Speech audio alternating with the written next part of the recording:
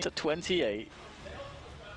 It's hard to really have words to describe this match at this point. We've seen so much, and it doesn't seem to end.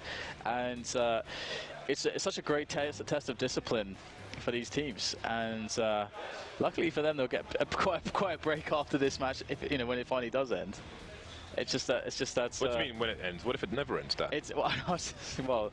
I don't see an ended fight. There's so many times the team with the weaker buy has won the round as well, and like so many times when we change halves or we start a half, the team with a one-round lead loses immediately, just tie after tie after tie after tie after tie. There are so many rounds where the team that has the better strategy and the better position for the initial play loses the round. That has happened so many times now. It's unbelievable. That's why, like, when we saw Flipside, for example, just start the match with 12-3, that happened repeatedly. Oh yeah, I forgot about that. Yeah, it was Mousesports winning those situations where Flipside were playing really good, T sides, setting themselves up to win rounds, but they could never close them.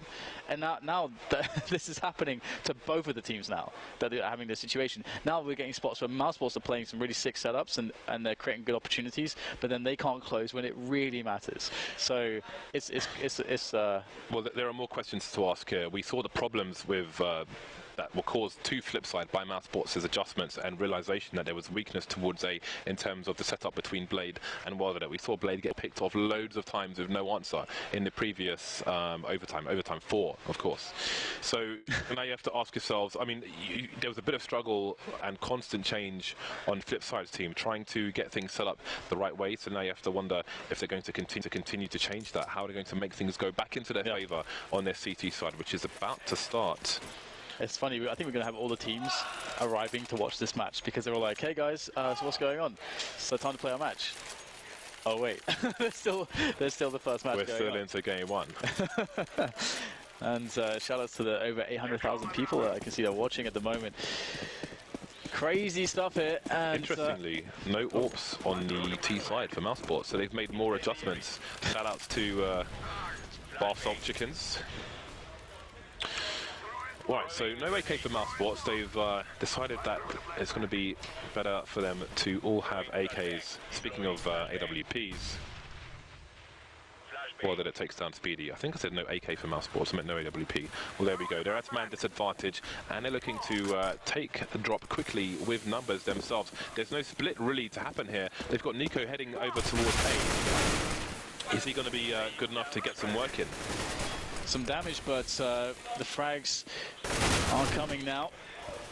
Here for the CT side, Chris J still lurking in that connector area with the bomb as well, and the bomb's been spotted.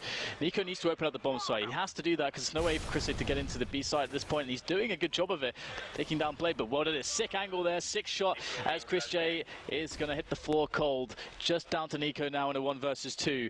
So it'll be a great moment for a clutch from Nico once again. 50 seconds left on the clock as he's holding onto the bomb, holding steady onto the angle. So patient. Will it pay off for Nico? Players on both angles, great shot as he turns around and finds Shara, nails him. Now it's just the 1 versus 1 against Wilder. Then Nico, can he pull this one off? The fight resumes once again, and the spray comes in. Nico takes down Wilder for the clutch. 1 versus 2. The big man of Mousesports shows just how good he is once again. 2 match points at this point for Mousesports. Flipsides needs to win both these rounds, otherwise, well, we know we've been there before. Are they going to be able to do it? Now we have no AWP onto Flipside's team, despite those great picks from Wilder. They're just so unlucky at the end. Very hard again. That's a big example of the that big nerf at AWP. The crouch peek in that situation might have been OP the way it used to be, but there we go. Actually, we still, yeah, never mind. I could nerd out, Dan, but now's not the time. So we've got rifles all across the board. We've got reasonable amounts of nades as well. And again, it goes down to A for Mousesports. A has been the key to opening up these rounds. The bomb is currently over towards B, but there's a minute 25 on the clock here. And again, adjusting the time of the drops. So many times we didn't really see them approach drop at all, but that was a big adjustment they had afforded to them, and it has paid off. Goes in here through the window, finds himself the first open through to connector, leading the way for his team, and it's going to go quite well for Mousesports now. 4 versus 3, they've taken control of connector again. It seems to be a weak point. They're really picking off in these rounds, and it's Blade though that will defend from the balcony position, that will thin out the push that Mousesports are starting to line up into that A bomb site. Frags all over the place at the moment. Chris J with another one, the trade comes in, 2 versus 2 now. And Spiddy with the response. Well did it now for the clutch here. Can he keep Flipside in this?